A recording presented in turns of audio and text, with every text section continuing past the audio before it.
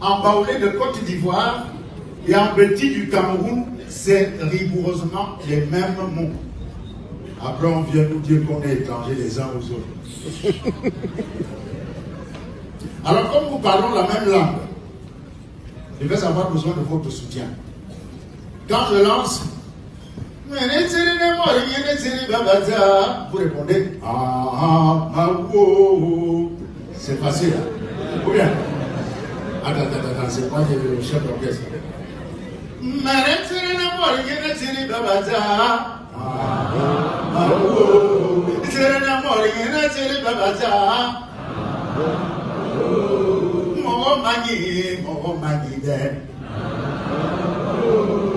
L'animal humain est dangereux.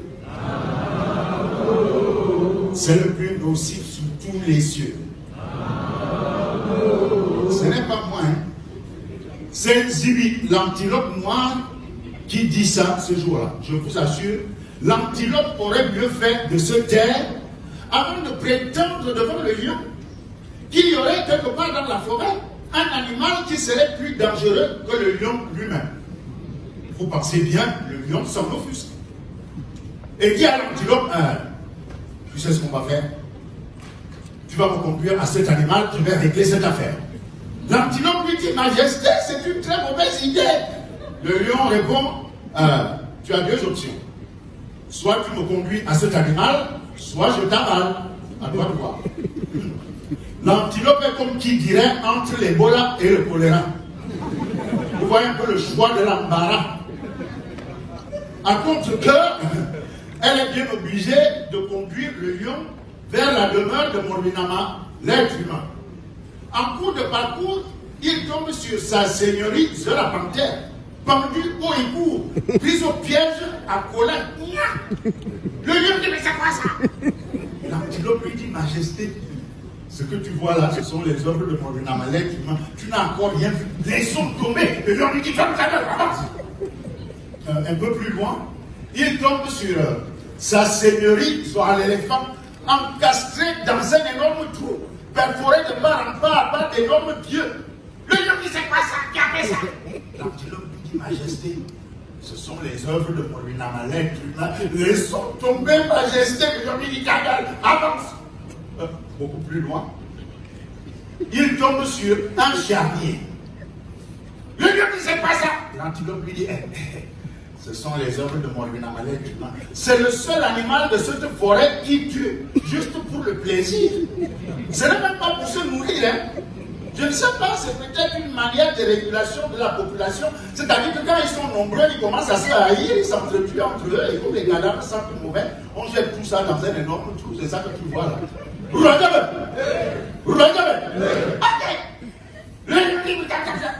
Avance, on va parler de cette affaire. Ils arrivent à un endroit de la forêt que le lion connaissait bien. Avant, c'était une forêt primaire. Maintenant, c'est devenu une immense clairière. Le lion dit, où sont les arbres qu'il y avait ici avant? L'antilope lui dit, Majesté, ce sont les œuvres de Morbinama, l'être humain. Depuis les âges, il détruit tout sur son passage. Il pollue les terres, il pollue les mers, il pollue les airs, il pollue les eaux, il rase les végétaux, il décime les animaux, il tue même ses congénères. Laissons tomber cette affaire. Le lion dit, ta gueule, avance. C'est une raison de plus pour nous débarrasser de lui. Ce coup-ci, ils arrivent devant une autre clairière. Au milieu de la clairière, il y a la demeure de Morbinama, l'être humain. L'animal est couché sur une chaise longue. Il fume tranquillement sa pipe. L'antilope dit au lion, Majesté, voilà la bête. Elle est extrêmement dangereuse comme tu le vois. Elle mange du feu. Tu vois la fumée qui sort de ses narines et de sa bouche. Maintenant qu'on l'a vu à l'horizon, le lion dit hors de question. Je vais lui régler son compte. Au moment où le lion s'apprête à bondir sur Morbinama, l'être humain, une poule jaillit du poulailler, suivie de très près par un coq qui tient absolument à lui compter fleurette. Le lion en oublie l'être humain et saute sur la poule et le coq.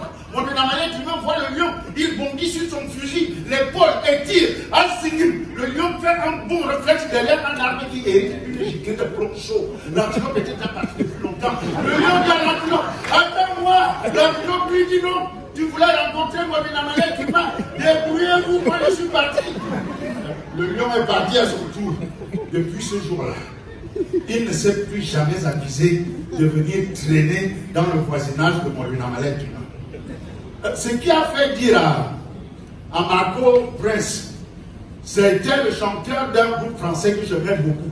Le groupe s'appelait FFF, entendez, Fédération Française de Funk.